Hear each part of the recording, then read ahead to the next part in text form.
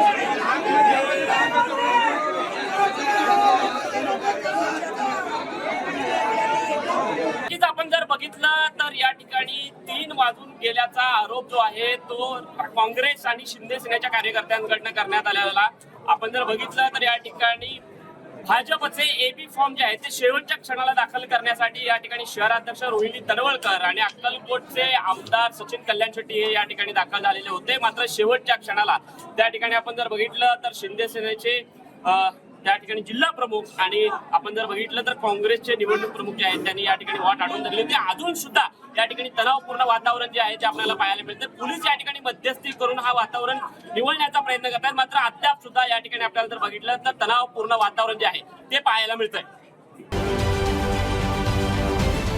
महाराष्ट्रातील सर्व बातम्यांचे विश्वासार्ह व्यासपीठ